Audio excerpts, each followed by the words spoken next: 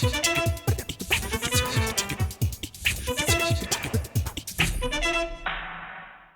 and welcome to the France 24 interview. I'm Annette Young. The Palestinian death toll continues to rise as Israel strikes densely populated neighbourhoods of Gaza as part of its campaign to quell militant rocket fire. Once again, we're entering yet another cycle of bloody violence. But are we seeing a repeat of that 2008-2009 war that seemed to leave nobody as a victor? Only a shaky ceasefire that, until recently, Hamas had adhered to.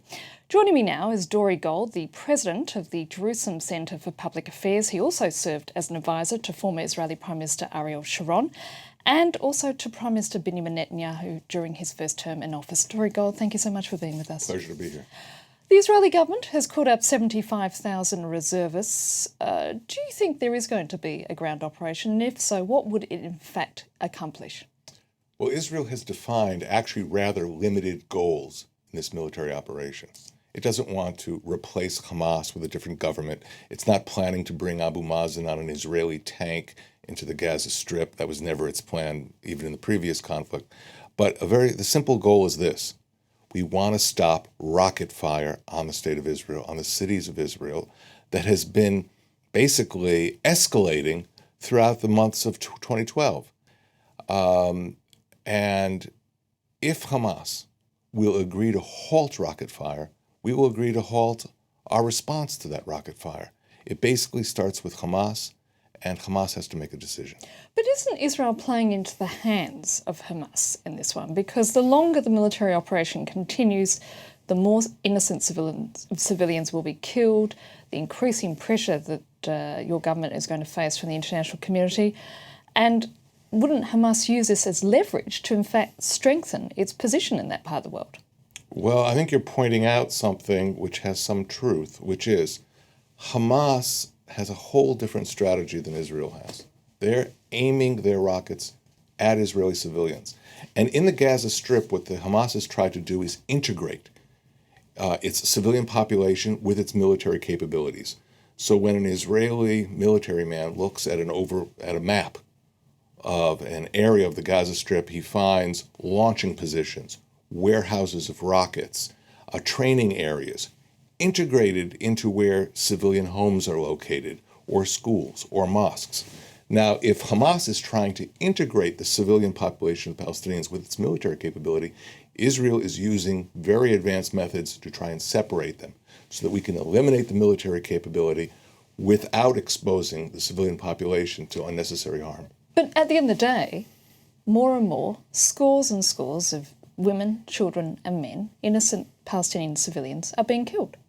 That's how the world sees it. Well, the Palestinians are very good at presenting that, and there are civilians that get killed. There are civilians that get killed in all counterinsurgency campaigns, in Afghanistan, in Iraq, elsewhere in the world. What we're trying to do is minimize it. I mean, think of this.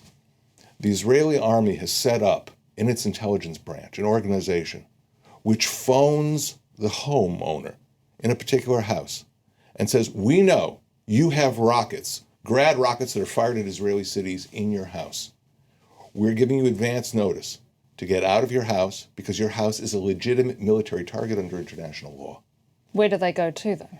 I mean, they go to other areas which are also subjected to... They go to other areas, they go to UN sites, but, who does that?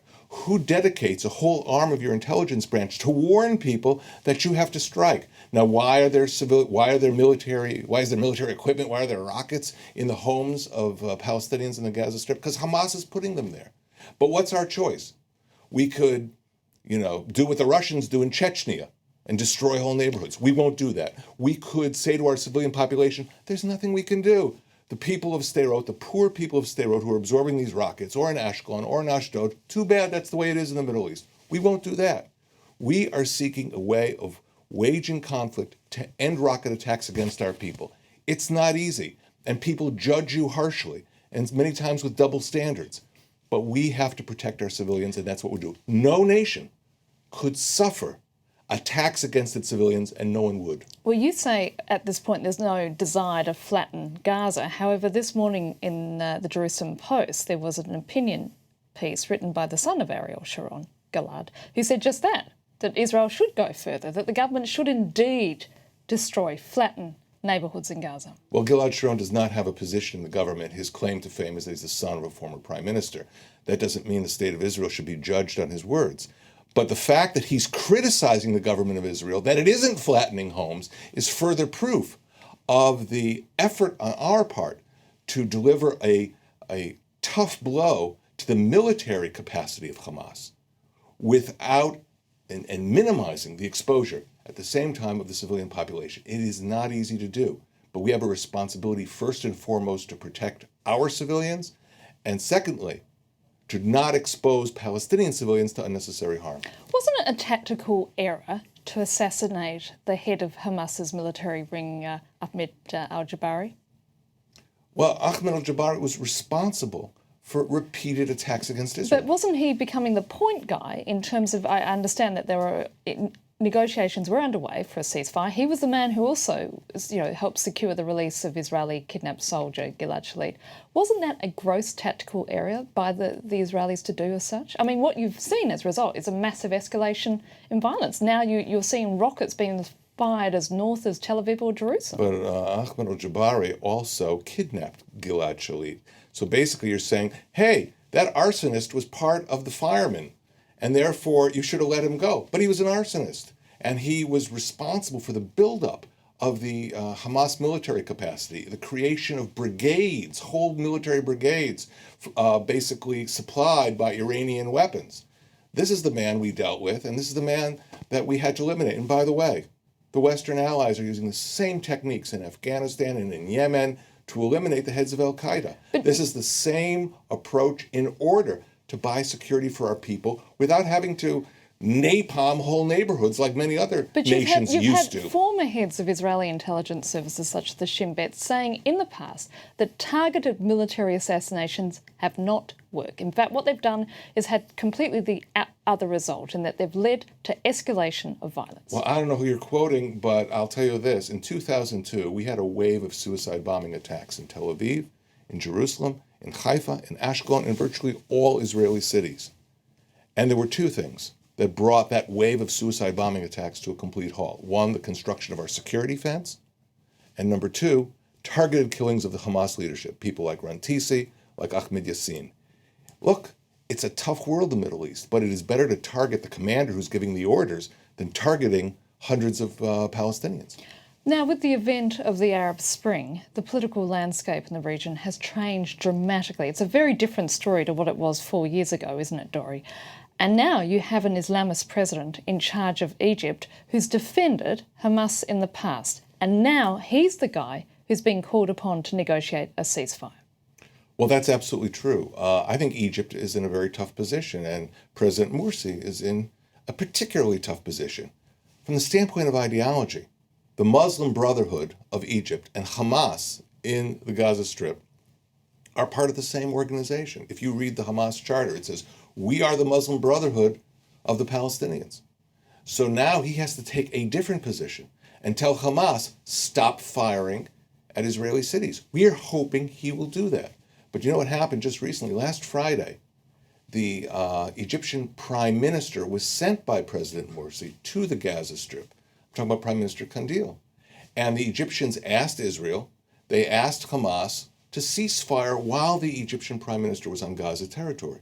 Well, guess what? 35 rockets were fired at Israel while the Egyptian prime minister was there. So what is that saying about Hamas's willingness to listen to the Egyptians? We hope they will, and we hope Egypt will insist that no nation, and even if it's Israel, cannot be under fire of rockets. Let's see if they can deliver. But what is the exit strategy for the Israelis? I mean, clearly if they were to go down the path of a ground operation, it would be very messy indeed. Do you get the sense that the government really doesn't want to go down that path? I think the government understands that the people of Sderot, that's a southern city very close to the Gaza Strip, or of Ashkelon and Ashdod, of Beersheba, have had enough. And the government feels that it's its responsibility to make sure that this incessant rocket fire, which reached something like 800 rockets until November 13th, come to a halt. There's no way you can legitimize rocket fire at an Israeli city. It's a war crime. It's not conducted by a real legitimate country. It's the Hamas stand that's conducted these attacks. But it's a war crime, and it has to be stopped. It has to be stopped now.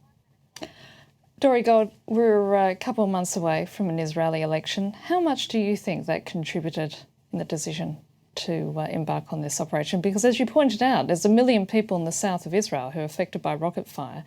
It certainly is something that Prime Minister Benjamin Netanyahu, facing a poll, would certainly want to try and solve before he goes to a vote.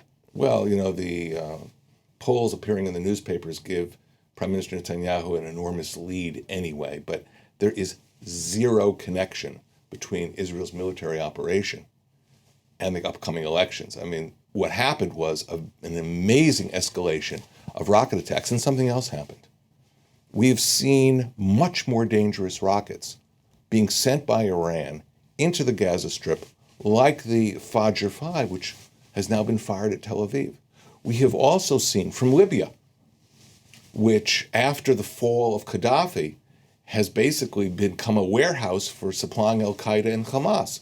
So we've now seen SA-7 Strela shoulder-fired missiles against aircraft arriving from Libya into the Gaza Strip. And this month in November was the first time a Libyan shoulder-fired SA-7 was fired at an Israeli helicopter. So what we're seeing is a general escalation of weaponry arriving to the Gaza Strip and the brazenness of Hamas to attack Israel. Dori Gold, I'm afraid that's all we have time for. Thank you so much for being with us. And that's it for this edition of the France 24 interview. Do stay with us for more news and headlines coming up very shortly.